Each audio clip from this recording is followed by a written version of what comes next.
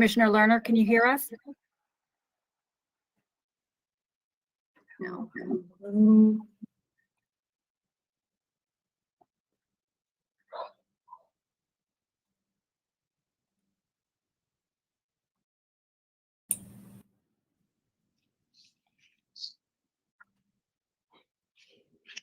Hello, can anybody hear me?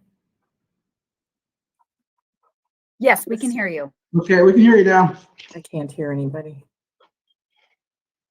We can hear you.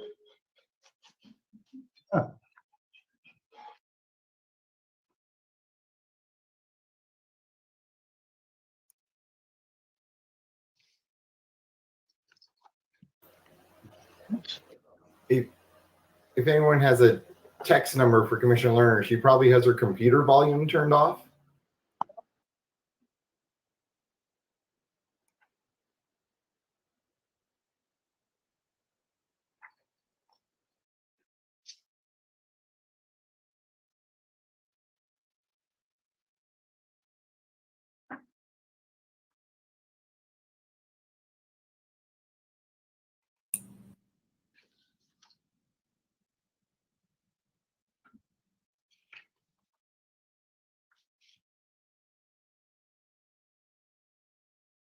Okay, let's see. Can you, Commissioner Lerner, can you hear us?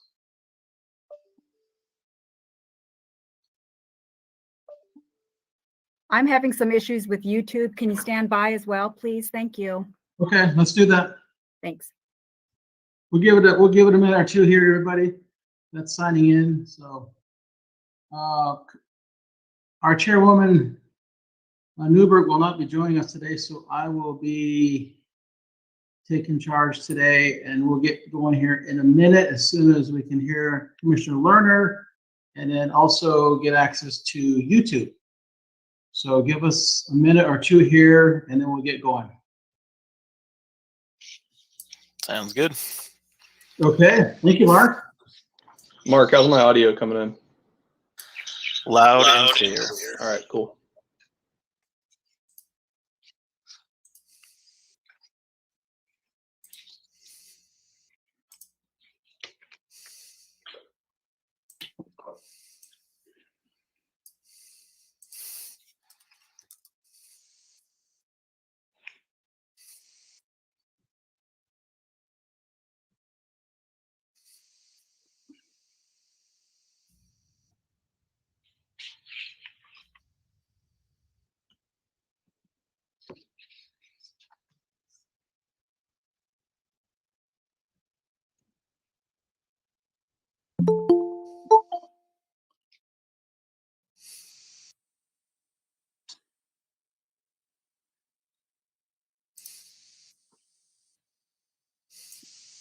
So Val, did you get the YouTube situation? Are you still working on that? No, not yet. Just Okay. a couple more minutes, please. Okay, well, let me know. Okay, thanks.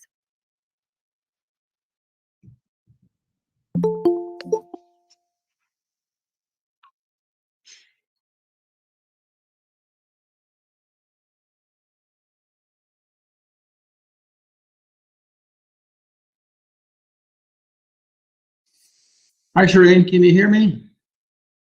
Are you on now? Now I can. I couldn't hear anything. I had to switch Yeah. computers.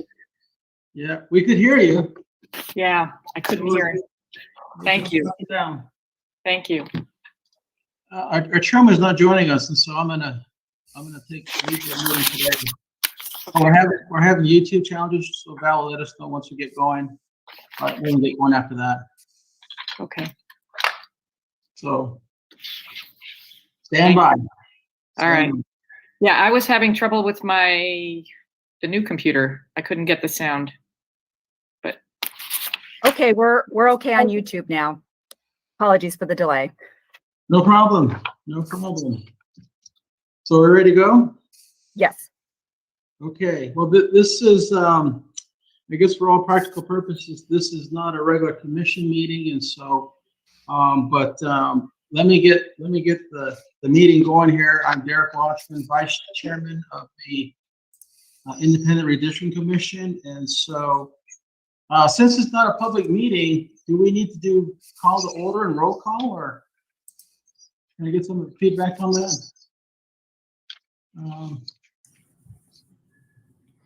Where's, You do not need to do roll call, but I think that there was a statement that Lori may want to okay, statement. I did get that, so I will read that in the interest of maintaining our record. And so today, the Independent Redistricting Commission is holding its technological training for the use of the mapping software. And so the purpose of this training is for the general public to learn how to best able to provide comments and maps for the new voting districts that should be created. Under the Arizona Revised Statutes, section 38-431.01A, all meetings of any public body shall be public meetings, and all persons so desiring shall be permitted to attend and listen to the deliberations and proceedings. Public meetings are defined as gatherings in person through technological devices for a quorum of a public body at which they discuss, propose, or take legal action, including deliberations. The training that the IRC is holding today is not a public meeting as defined by the Arizona Revised Statutes. We will not be discussing, proposing, or taking any legal action. Similarly, no deliberations will be taking place. Accordingly, there is no need for a quorum for the IRS commissioners to attend. This is simply a public training. And so, nevertheless, I'd like to thank everybody for joining us. I believe I see Commissioner Lerner online. I know that our chairwoman is unable to join us today. I do not see Commissioner York or Commissioner Neal. So with that, let's move to our very brief agenda.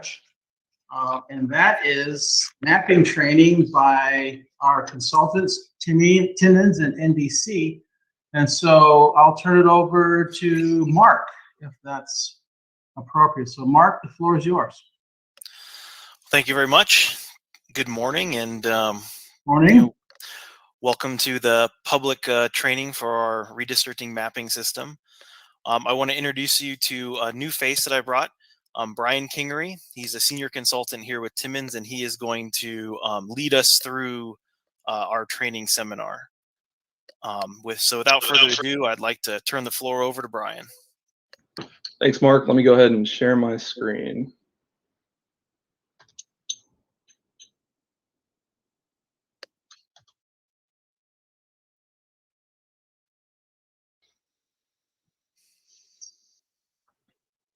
All right, can everyone see the intro slide? Yes, we can. Awesome. Go ahead. All right, well, thanks for having us. Good morning. My name is Brian Kingery, based out of Richmond, Virginia with Timmons Group. The purpose of this presentation is to introduce the public on how to use the redistricting system, the mapping solution, to have their input submitted to the commission for review. So the way that, oh, go ahead. Before you get started, just want to lay it out. We're going to start with a PowerPoint presentation, but we will do live demo in the system after the PowerPoint is complete. Okay, sounds good. Thank you. All right, so with the agenda, I wanted to provide a general system overview and basic fundamentals on how to use the system before jumping into the system with a demo and actually showing you how to use the features that are available to you. So we'll go over fundamentals, and then we'll talk about getting started and how to create your first plan, how to edit it, and then how to submit it. Before I go into the redistricting system, there are 3 links of interest. One is to the Commission's homepage. I would defer you, the public, to go there for any authoritative needs. Go to the Redistricting Hub, which is map specific. That's where you'll find a link to the redistricting system, among other things. We have an assortment of maps and apps stood up, as well as the proposed grid map and just other relevant GIS specific links. And then you have a direct link to the redistricting system. There is that third bullet item. So what is the redistricting system? It's a free tool. It's browser-based. You don't have to download anything. And this is the tool that you're going to use to create legislative and congressional plans. It has the latest census data loaded into it, so you'll be able to see variables on the fly as you pan around the map, as you assign different geographies, level of geographies to districts. You'll be able to see how that changes. It's intuitive. You don't have to have any GIS experience. So if you are a GIS professional, there definitely are some power features that you can take advantage of. If your GIS experience only goes to using Google Maps on your phone, you'll still be able to use this system with no issues. And like I said earlier, the purpose of this is really to provide transparency and connect you to the redistricting process. So links at the bottom are on the hub site. We have a specific page for the redistricting system set up. We're going to continue adding content to that page, such as training videos, this presentation, really anything to help you, the citizen, learn how to use it and get access to it. And then we have some general Esri documentation. Esri is the software provider for this system. And then there's the product page there. So here are just some screenshots just to get everyone interested and show just a little bit of what you can do. You can see graphs of the proposed districts as you're making them. You can change base maps. You can do thematic mapping of different variables. You can work within a specific region of the state before combining that with other regional plans. And then two-stage assignment, which I'll talk about here in a little bit. And all that really is you're able to make changes and see those changes before you actually commit it within the plan. And that'll make sense a little bit later once I get to that point. These next few slides are going to go over the different tabs that are available within. So you see the file, learn, view, and so on. Those each are tabs, and on those tabs there are certain buttons that will serve a function in your workflow. So the file tab allows you to save and open plans, as well as import and export. And a couple things that I want to call out here are save early and saved often. This is a general rule of thumb whenever working with web GIS. When it's browser-based, there is no autosave function. There is a recovery function if your internet goes out and you come back a little bit later. It'll ask if you want to recover the last plan that you worked on. But just as a general rule of thumb, save early and save often. And then as you get into your plan, you're able to import files to start new plans, such as fixed text format and shape files, as well as the plan that you're currently working with, you're able to export it. Images, KMLs, fixed text format, or shape files. This is a good method to use if you want to work with your plan outside of the system for those power users, and then re-import it to check it and then successfully submit your plan. The next tab along the top is the Learn plan, and that's just the default basic learning resources that Esri provides. So I'm not going to go over that, but that is available to you, and you can get access to general training sessions and documentation links. The next tab is the View tab. This allows you to change how districts are displayed on the map, how they appear, as well as how you can modify them.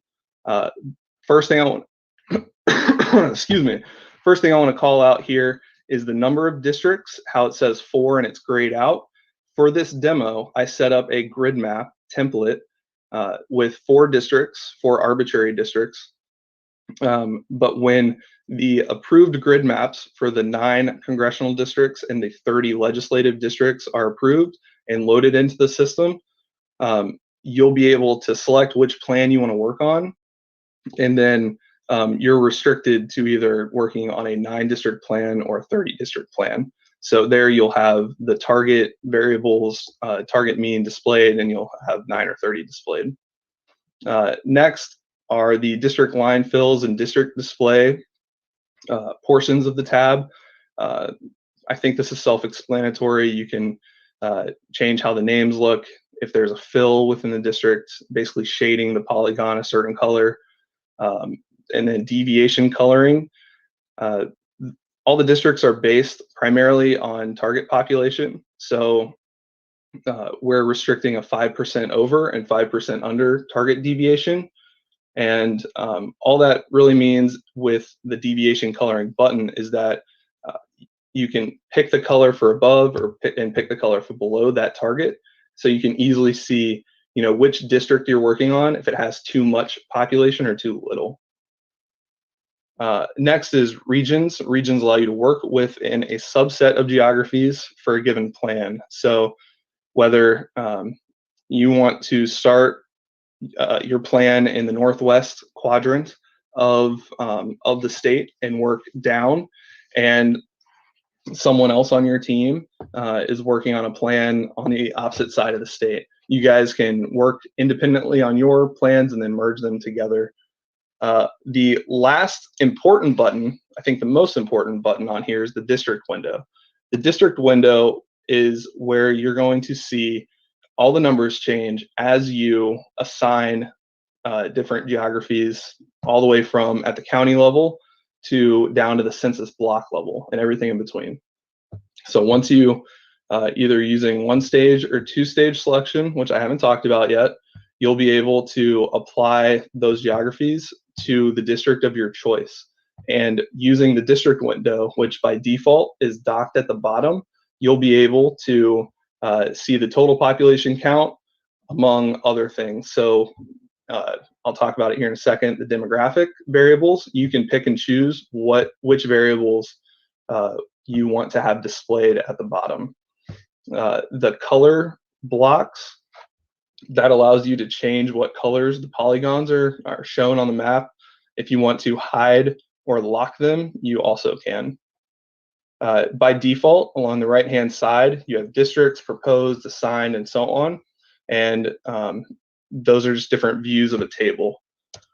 So the next one is the proposed tab. If you're using 2-stage selection, which again, I haven't primarily talked about, but that just allows you to see what changes. If you were to commit those changes, how would they look?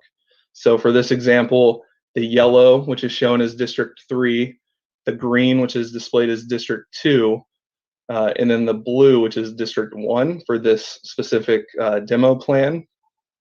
If I were to take all of those blue highlighted census tracts and commit them to say, I want those to be included in District 2, how would that look? So on the bottom, you can see that the total population for District 1 would decrease 173,000, District 3 would decrease 66,000, and District 2 would gain those amounts. Next up, for the assigned tab along the bottom right-hand side of the district window, that shows you similar information just without actually seeing the change. So if I were to go back, you can see that it gains 240,000, and that's what it would be.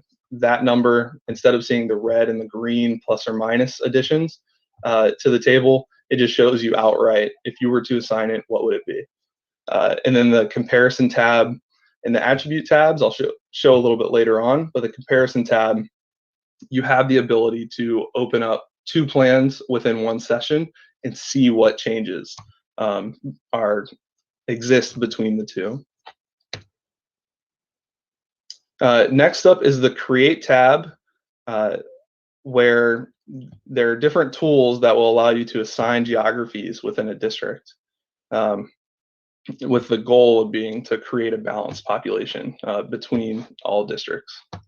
The demographics button there allows you to access an assortment of authoritative variables. So there's election data in there. There's standard demographic data as African American, Hispanic, non-Hispanic, what language do people speak, and you can add those to the district window on the bottom, as well as map them. So it's a pretty powerful tool.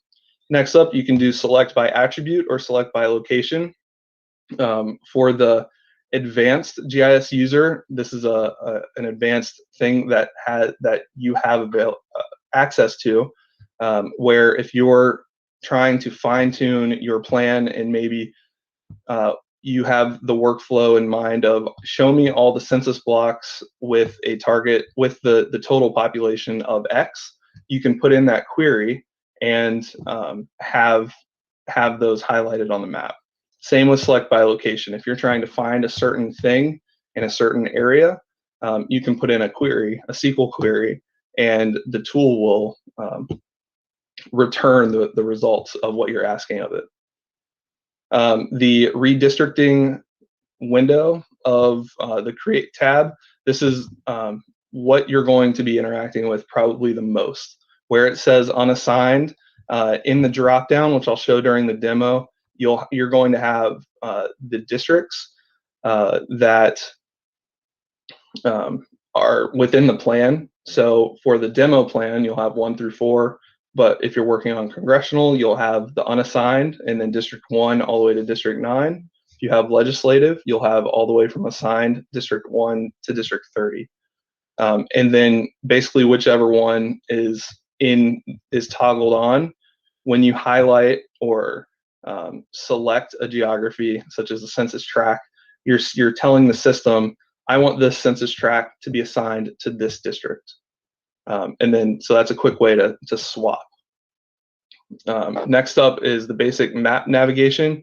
So that little hand icon, excuse me, that little hand icon, if that's selected, that's just an easy way to pan around the map. You have the plus and minus, zoom in, zoom out.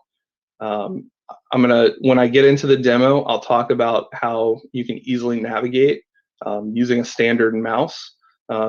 Standard mouse, you have left click, right click, and a scroll wheel. So I'll talk about the different things that you can do to interact with the map extent. Next up in the block group, track, and county window, you have control of what geography is selectable at a specific scale. So automatically, you're going to be able to select the geography that the yellow tick is at.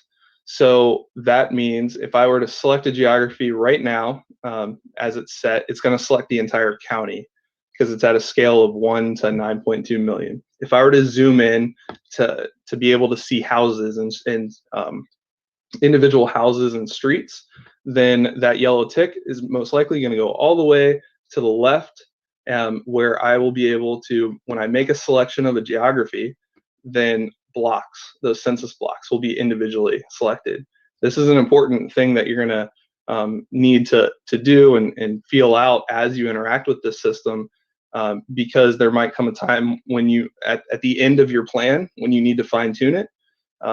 This is a good way to be able to select the right geography at the right scale level. And then next up, you have the ability to change base maps, do thematic mapping. So in that demographics button that I'm going to talk about here more in depth shortly, there's a wide array of variables, and you can thematically map them. You can pick the classes and the colors to be able to get that quick context on the map as you're assigning districts. And then if you're working with external data sets, you can bring those in with the add content. So you can search for an address, search ArcGIS Online specifically. If you're a member of an ArcGIS Online organization, you can sign in and then search for your data within your data to add to this map. Or if you have a REST service, a map service, or a feature service for power users that have external data. So demographic variables, when you click that icon, you're going to be presented with a window that's similar to the screenshot here. This is what is going to allow you to turn on those different variables that's going to show up in the district window along the bottom. So you have the ability to create custom variables if you wanted to add 1 or 2 together, or do division, multiplication. However you want to set up your custom variables, you can do so. Key terms that you should know when looking at this chart is universe. That's what gives you access to total population, as well as voting age population, so 18 and over. OMB, Federal Office of Management and Budget, and VAP, voting age population.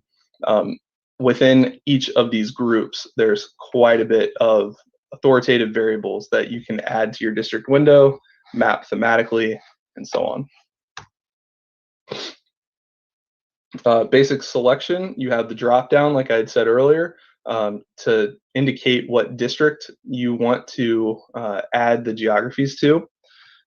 You have 4 drawing selection tools. So if you wanted to just click a geography, that's what that first point selection tool would be best for. If you wanted to draw a bounding box, the rectangular or polygon ones will be useful. Polyline is useful if you're zoomed in and want to maybe trace the outline of a road network and grab geographies that maybe intersect that road network. Then with anything in the 1 stage and 2 stage selection process, you can undo and redo. So if you thought it was right or preferred what you wanted to submit and it wasn't, you could easily undo that and go back to what it was before.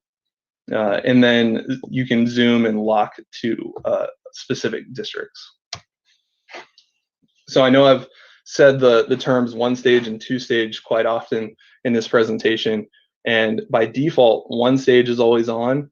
This means it's going to automatically assign to the district that you have intended it to go into. As soon as you select a geography, it's going to go in automatically. 2 stage, if you click the light bulb to toggle that on, you're going to get presented with a couple additional tools that will help you assign selected geographies to a district, and then or delete them. So if you wanted to clear the blue highlighted on the map and say that doesn't really achieve my desired result, you can cancel that and exit from 2 stage. It also allows you to easily locate any geographies that are unassigned. I'll go into this in a little bit for the plan submission process, but to successfully submit a plan, it has to pass certain criteria within the system. And one of the criteria that it needs to pass is that everything must be assigned to a district. If you have any census blocks or census block groups or tracts or even counties that aren't assigned within the plan is invalid. Here is the thematic mapping element. So in this screenshot, I have gone to the data set of universe and chosen the total field, which means show me the total population. I am zoomed in at a level over Phoenix, I believe, where all of these census blocks are rendering. But during the demo, I'll show you how easily it can be if you want to zoom out statewide, it'll automatically change to display at the county level.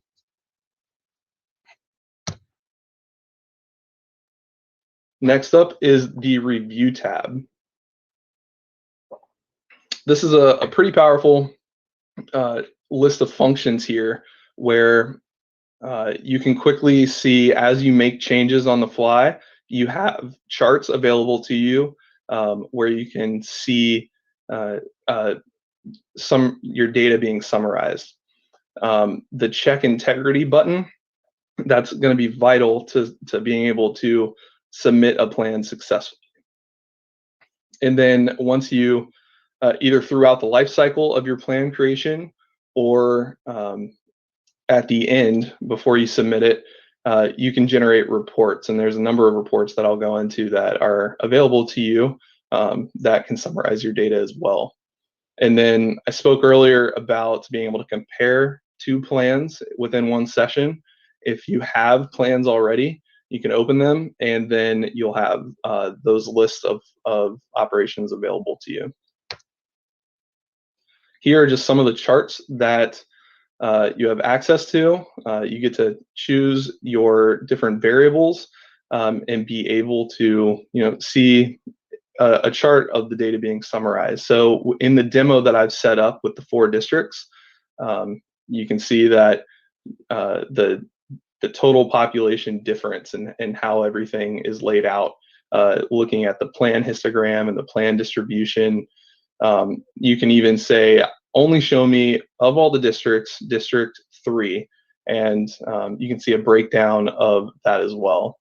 So I just want to say once again that the District 1 through 4 plan that I'm going to go over in this demo is purely arbitrary, just for demo purposes, but all the data behind it is the 2020 census data. So all the data powering the system is authoritative. As you're making your plan and when you're ready to submit, you need to check your plan's integrity. So there's a list of 6 integrity tests that are going to pop up, and all of them must be valid for you to submit your plan. So a couple of the common ones that you're going to see fail potentially is the null assignment, which basically means if there's any unassigned geographies, every geography needs to be assigned before the plan can be submitted. A connectivity check at the bottom of this list.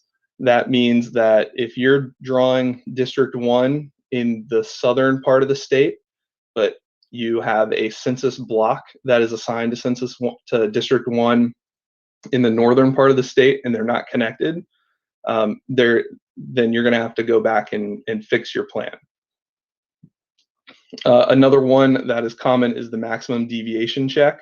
This is going to look at your total population for each district, and it needs to be within that 5% plus or excuse me, that 5% plus or minus to be able to successfully submit your plan.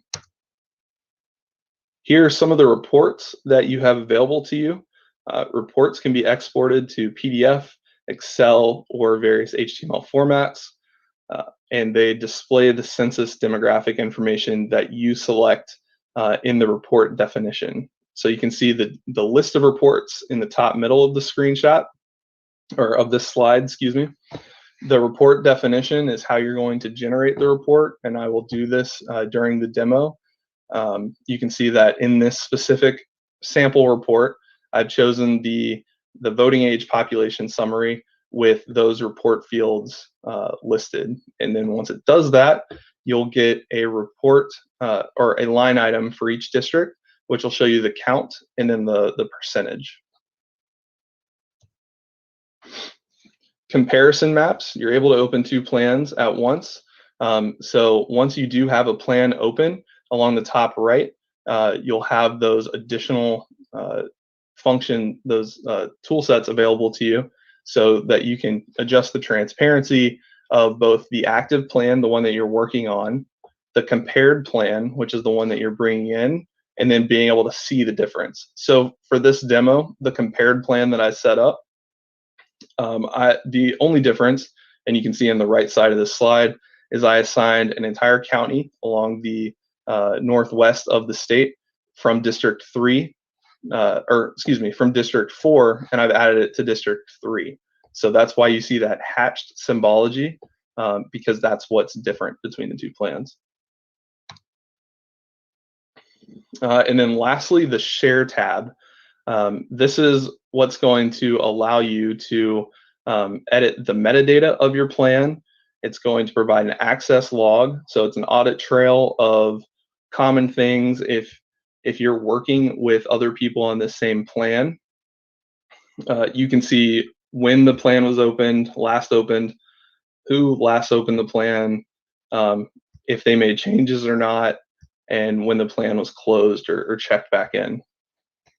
Along the right-hand side, you have groups. I'll talk about this in a second, but it's essentially you're able to create a group, search through the directory, and add users that are a part of your team to this group. And then if you were to share plans, they would, depending on how you share them, they would be able to edit the plan so you guys can collaborate together, or be able to simply view it so that maybe offline you can get input from them, and then adjust your plan before final submission.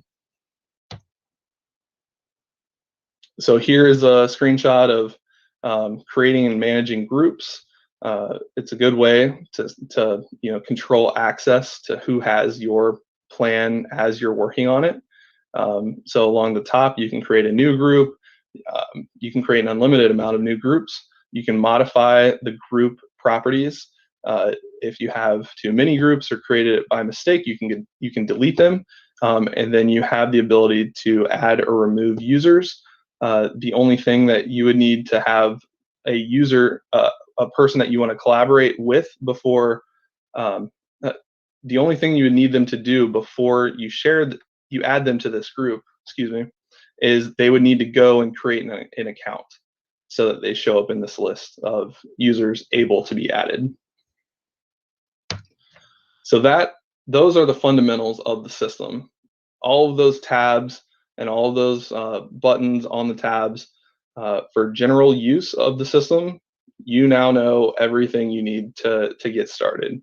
But before you actually do, you have to create an account. So when you go to this address, you'll see in the bottom of the screen a button to sign into the system or a button to create an account. So once you do, click create a redistricting account. You'll need to provide that information. You can pick your username and password. And then once you do that, you're able to sign in. The first time you sign in, you're going to need to set a security question.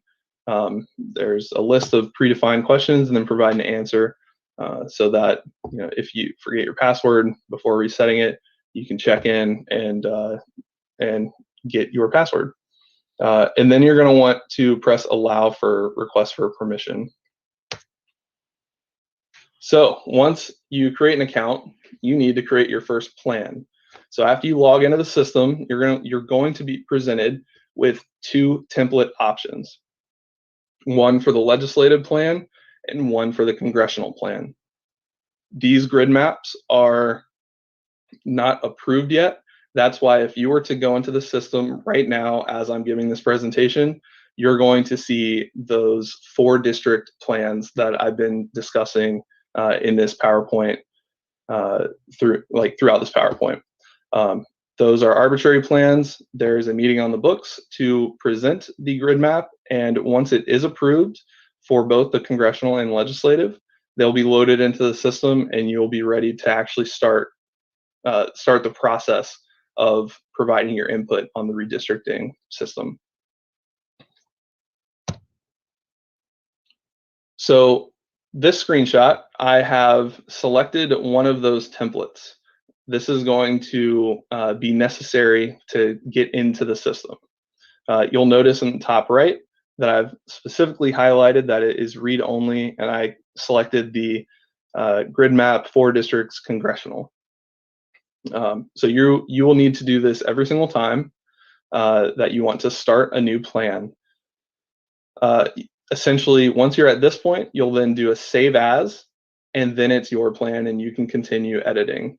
I do want to note that however the approved grid maps show up for both the congressional and legislative, that is only meant to serve as a starting point to having either 9 balanced districts for congressional or 30 population balanced districts for legislative.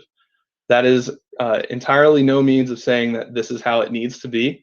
This is just to serve as a starting point. So you have the ability to indicate to the system you want to unassign all of the census blocks. And so then you'll start fresh. the reason why the grid maps are set up this way is within the system, it constrains you to either submitting plans that have 9 districts or 30 districts. So when you go to create your first plan, like I said earlier, you're going to need to select Save As so that you're working on your own plan. You're going to see in the bottom right of this slide a save plan where you'll be able to give your plan a name and a description. And then you start the process, you close everything and come back the next day to continue working on your in progress plan. So what are you going to need to do? You're going to need to log into the system, select one of the grid templates. It can be the 9 or the 30. And then once you're in the system, you go to open, and that's where you'll be able to select your plan that you have in progress. And then once you make your plan, you need to go through the submission process. So you need to check integrity, do those integrity checks to make sure that your plan is valid. Once it passes all of those 6, then you'll be able to submit your plan and confirm plan submission. So this is an important piece to note, because once you submit the plan, it's final. It's in the system. We will publish it so that it can be publicly found and explored on the Redistricting Hub, but it is final. You are unable to make edits. One thing to note is that if you do want to make edits, you can open it and do a save as, and then it's essentially like you're starting at a new plan from where you left off. So if you want to make a version 1 of your plan and then submit it in the process, and then maybe do a version 2, you can save as version 1 and then continue editing. And then finally, once you do submit a valid plan, what to expect after? You'll receive an automated email with the email address that you use to create your account from the system, and then you can expect your plan to be made publicly available on the Redistricting Hub within 1 to 2 business days. The plan that's published to the Hub will be the plan that you submit with no changes. The only change, or excuse me, there will be one change, the plan name. So you give it the name, you submit it, and then we are going to assign an IRC name to it so that you'll be able to cross-reference to find the specific one. So the naming convention will have a C or an L, whether it's a congressional plan or a legislative plan, and then it will be given an ID. And so all of that information on how to find your plan will be available on the Hub. All right, so those are the fundamentals and the overall submission process. So now we're going to jump into the system. All right, here is the homepage. You can see the IRC's logo, the sign-in feature, create a redistricting account, or if you forgot your password, you can do that. I'm going to sign in. There is a screen that pops up on my other screen, or a window rather. I'm going to sign in, and we are good. All right, so the first thing I'm presented with are the 2 template plans. Again, these are the arbitrary 4-district plans for both legislative and congressional. So I'm going to open one of them. It doesn't matter which one you open if you already have a plan in progress. And so you are successfully in the system now. What I'm going to do, instead of save as, I'm going to open up a plan that I have already started. And so here you can see that the redistricting admin owner, the profile, owns the 2 templates. And then once the approved templates go live, that account will own those 2 plans. So I'm going to open a demo plan where I essentially just did a save as.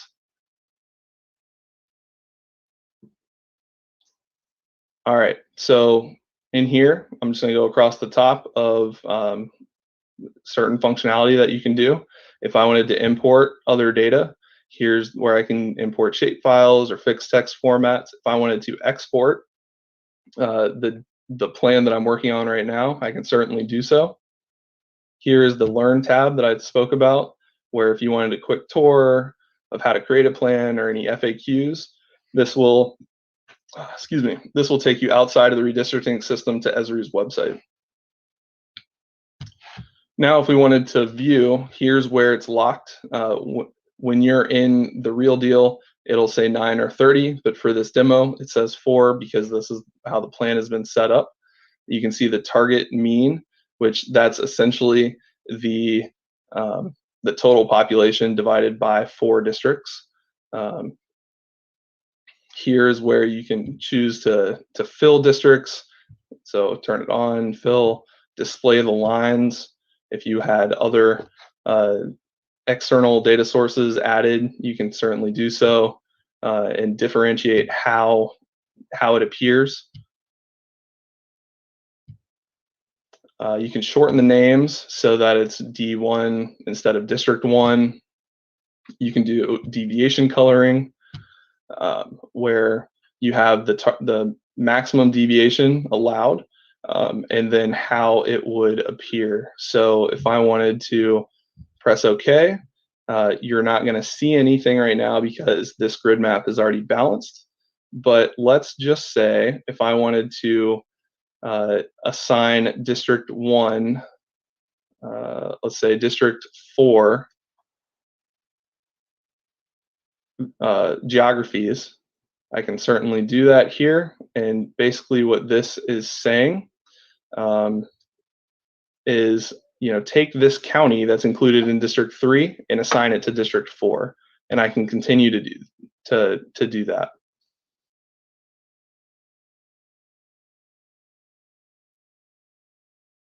And then if I go back over to the deviation coloring, I can see the labels. So the red is over.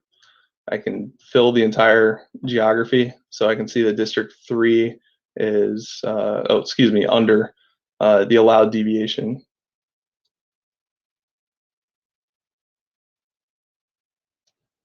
And because I don't want to commit those changes quite yet, I'm going to undo what I just did.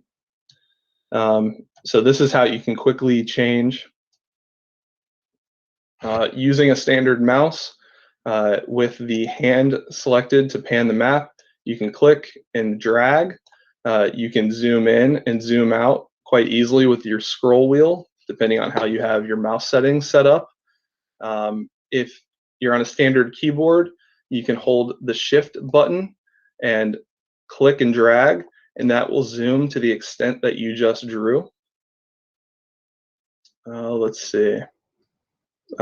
Here is the selection level. So if I were to make a selection and say I wanted to toggle 2-stage selection at the track level, I can assign I can unassign everything that is in here. I can go down to proposed and see those changes. That basically says if I were to commit this, I would take 5,000 population count from District 3 and 3,000 from District 4 and add them to the unassigned variables. And then you can see how that would flow through all of the demographic variables that I have turned on currently. If I wanted to clear,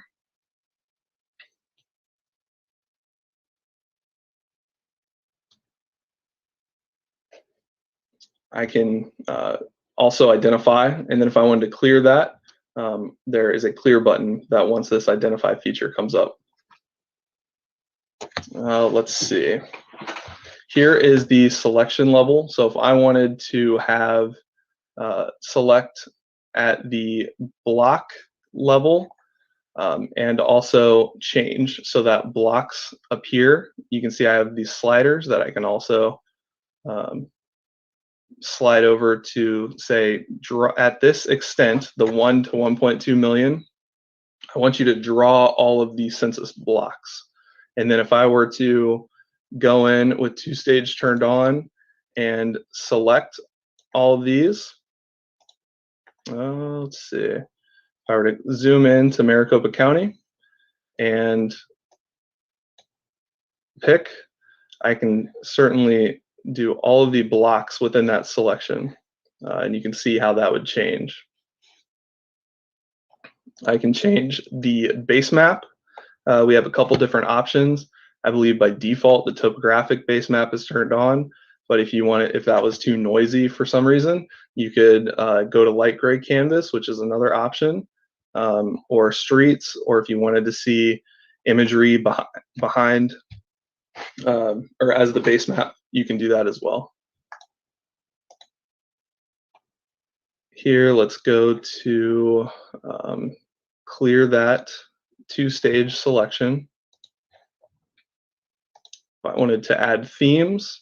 So here I want to see total voting age and show that theme. Here is where I can go to the contents, maybe turn the districts off, and then I can see everything render on that thematic map. So it's still drawing the blocks, but if I wanted it to draw block groups at this extent, I can do that as well. Or if I wanted it to show tracks, I can do that. Under the advanced section of this is where you can say how many class breaks do you want to have.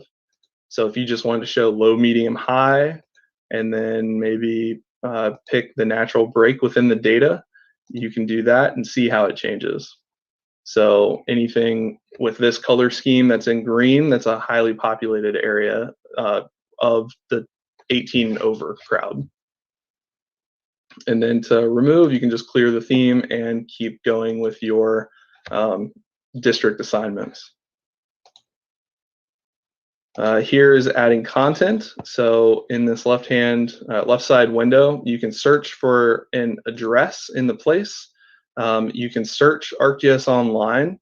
If you have an ArcGIS Online organization that you're a member of, you can sign into that organization and get access to your secured data.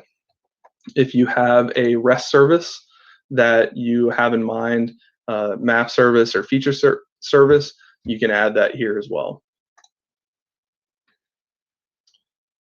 Moving on to the review, I'm going to turn on the plan histogram, and you can see that the demographic variables that I've turned on in the district window also show here.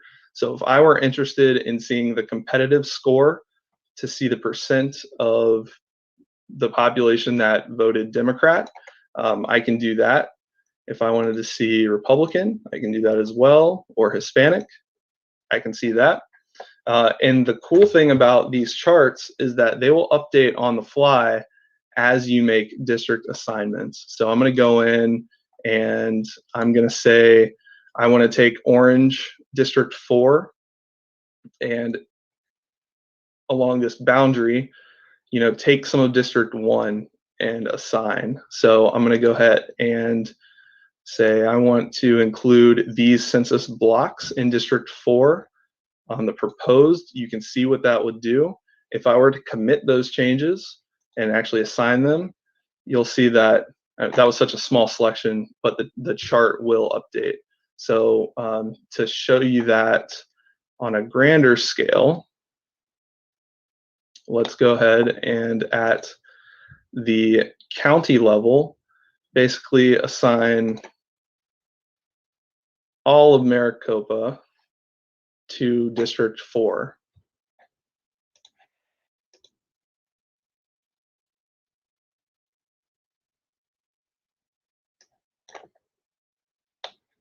Let's see.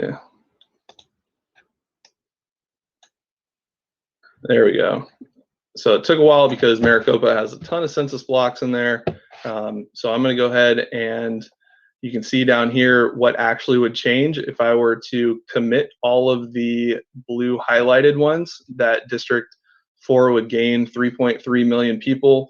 You can see that, of those 1.1 million, the total Hispanic population count, you can see how that would be adjusted.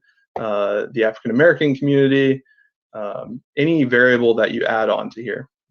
And then let's say I do want to assign those selections. And then obviously, because that was such a large change, it would obviously show different on this plan histogram. So I committed that change, but let's say I don't want to.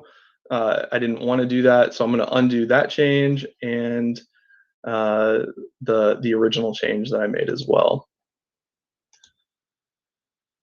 Because I have made this grid map to so close of the deviation, when I go to check the integrity, once you click that button, it's off and running, and it's going to pass. But I'm going to show you what you could expect if you were dealing with a plan in progress and it didn't match something. So I'm going to go in here and I'm going to create. I'm going to assign a geography to District 4. And at this scale, I'm going to take these entire counties and assign them to District 4. So you can see the proposed change. And I'm going to commit those. So what I just did is I created I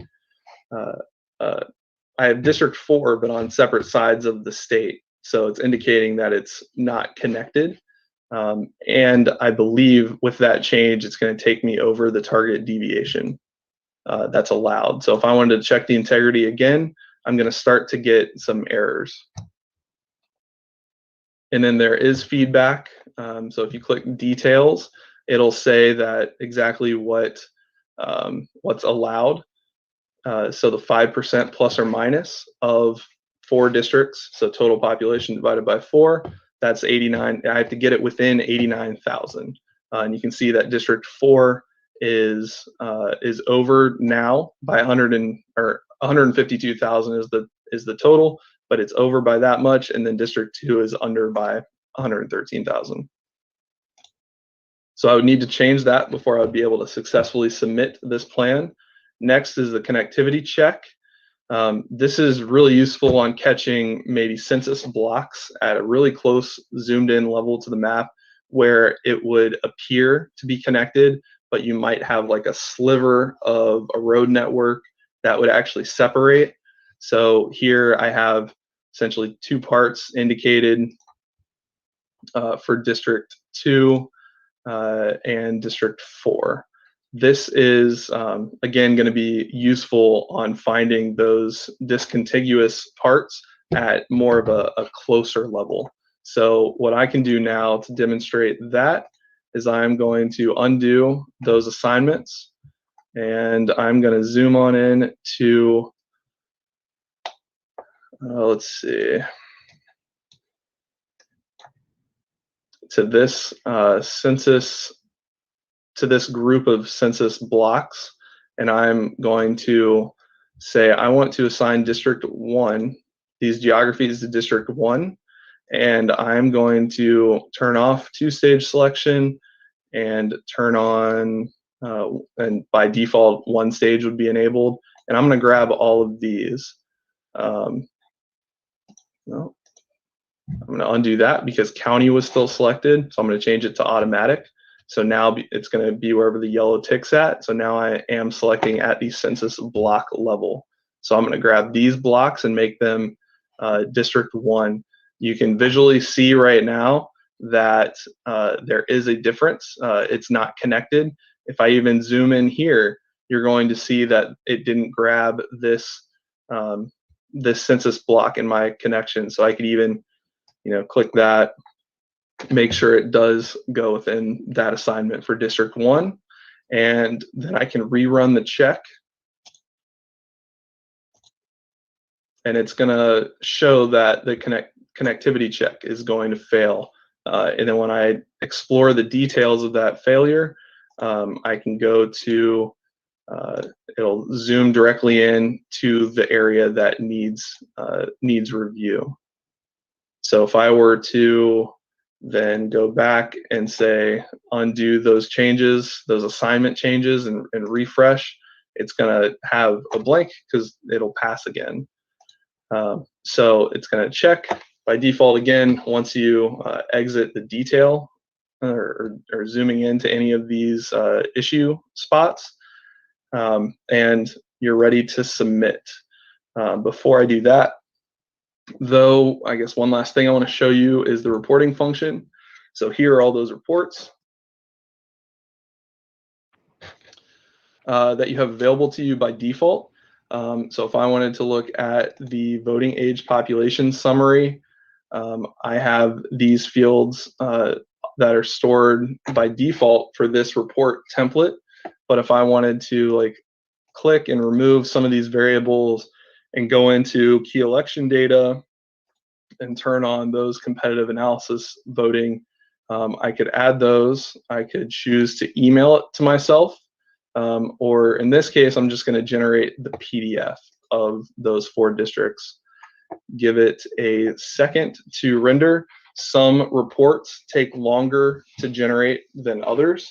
It looks like this one is done.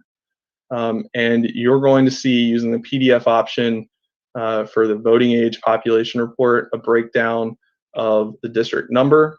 You have the total population count and percentage, the voting age population, all of the default ones, and then you can see these last 2 columns here are the competitive analysis variables that I manually indicated I wanted to be included in the report. So you can see a breakdown of how I drew District 1. You know, it's fairly balanced on for competitiveness.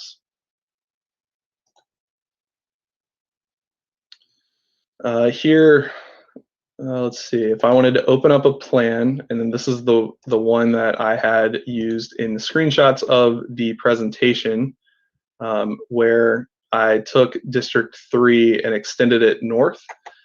I can look at, here's the plan that I'm working on. Here's the compared plan that I just brought in, and then show me all the differences. So I can zoom in directly to see those differences. Currently in the selected district. So one thing to take into account, and I'm glad during this demo all these little things are coming up because I can point them out, is that I have District 1 in here, and it's saying that there are no differences within District 1. So if I wanted to choose District 3 and go over to show me the differences within District 3, it's going to zoom in and basically say this entire county is different in the compared plan that you brought in than in the active plan that you're currently working on. And then when I want to bring in another plan to compare to the active plan, or just remove this, I can go to close plan and you're back and running with your original. If I wanted to share the plan, I have the ability to share with everyone. And then you can choose read only or read and write as far as access level. I would advise, my recommendation is to not share with everyone with read and write privileges, because then it's not truly your submission and your input into the redistricting process. Everyone has a chance to create their own account and continue working. If you have a read-only version of the plan that you want to be discoverable in this tool, you can certainly share it with everyone. But my recommendation is, if you're working with potential constituents or your selected work group, that you create a group, add those users after they've created an account to that group, and then share appropriately just to that group of users, so that they can either see what you're doing or help you in collaboration and edit the current plan. And then once you're ready, you'll go through the submission process. So I'm going to go with sure, I would like to save the plan. I know that plan was saved. Okay to submit. It's going to run through the integrity check one last time, just to see if you made any changes, if that would make it an invalid plan. And then once you're ready to go, you'll be taken to the plan metadata, so the properties of the plan where you can fill out your name, the organization, an email address, the plan name. This is what I mentioned earlier about what we're going to, the only thing that we're going to modify. We're going to keep the original plan name, but when it's published to the hub, it's going to have that IRC ID. And there will be a way for you to cross-reference so you can see the plan name that you submitted and then what that ID is. And then you can also give it an explanation of plan objectives if you like. And then once you're ready, you can go ahead and submit the plan.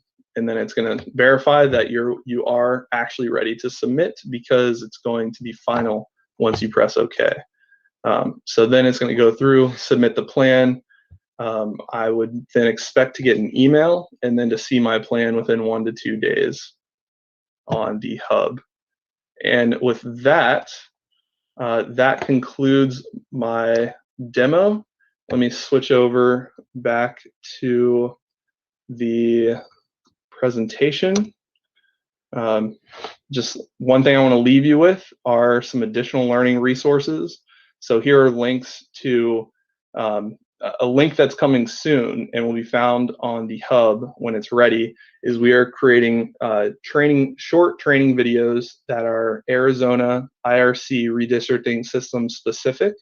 But in that YouTube playlist on the second bullet, those are ESRI demos that are more general. So you may find some additional functionality or different functionality that's shown in those videos. But those are good references to watch if you just want to see quickly how to generally do something. Then we have links to the ESRI documentation, a couple blogs that will help you as if you're interested in seeing what's new with the software, and then a learn lesson down at the bottom where it's guided step by step that is really helpful on getting you trained and comfortable within the system. And with that, I'll hand it back over to Mark. Well, thanks, Brian. Appreciate all your work on the training today. Mr. Vice Chairman, that's all we have for the training for you. I'll pitch it back over to you unless you have anything for us. Well, let me ask Commissioner Lerner if you have any questions. I think you and I are the only ones on. So any questions, Commissioner Lerner? Thank you for the training. I do have a couple of quick questions for you.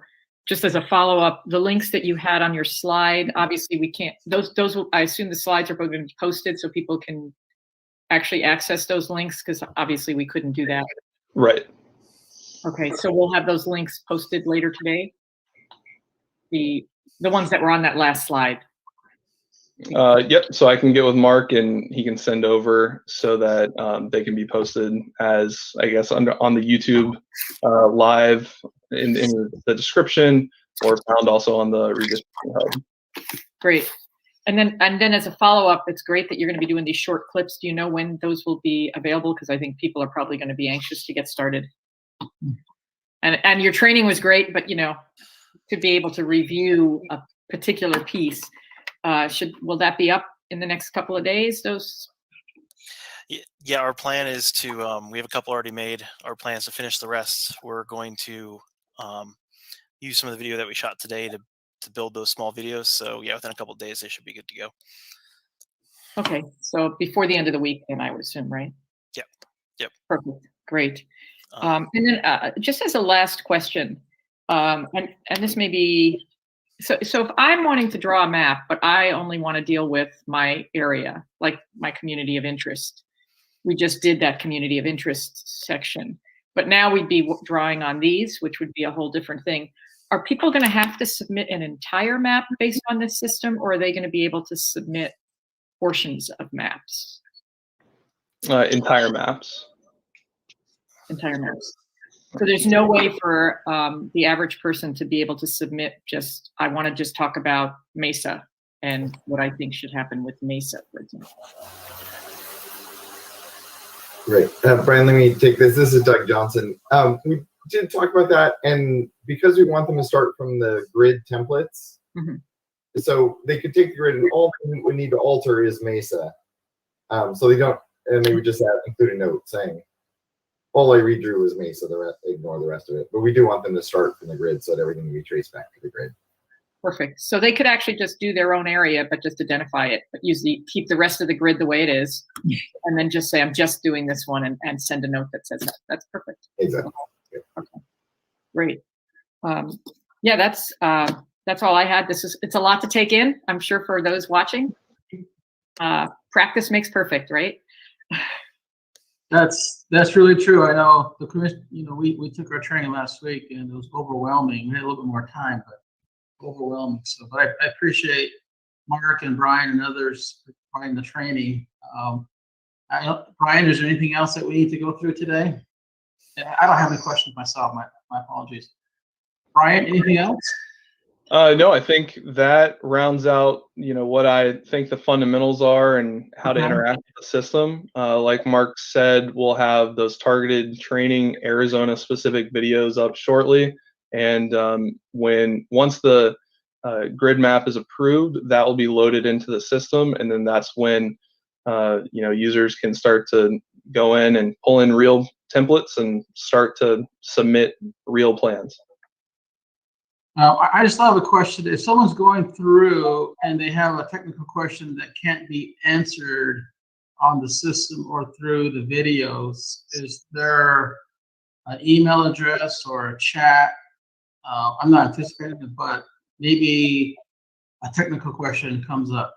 I want to be able to ask that question if they can't get it answered online. Mark? Yeah, the first hope would be that the videos and everything would answer their question to be able to get there. But yes, we could provide an email address for people to email in. Yeah, just in case, because some of us are, need the hands-on learning, and I have a hard time just running through YouTube videos and going through the session. So, okay, if we can do that, I think that'd be very helpful. So, okay, I think is there a question? No. Okay. Well, today was basically training on our mapping system, and what we want to do from the commission is to try to get as much information out to have our system transparent as possible. Everything is on our website, for getting in. Tomorrow, we, as a commission, will resume, and our regular Tuesday meetings will start at 8 o'clock, and the agenda is posted. I'll ask again, any more questions or any more thoughts before we adjourn here? Okay, well, this was short and sweet. And again, the public, thank you for joining us. We're hoping that, all your questions can be answered on our website, and all the information that was discussed earlier. A lot to take in, but, as we move through this, it's going to be, quick, because we have to get done by the end of December. And so again, look through it. If any questions, feel free to email us. We'll go from there. So with that, I'll call for adjournment, and I appreciate everybody joining us, and have a great day. And I will see the staff and my fellow commissioners tomorrow, bright and early at 8 o'clock. So signing off, everybody, and thank you very much. Have a good day. Thank you. Okay, bye now. Bye.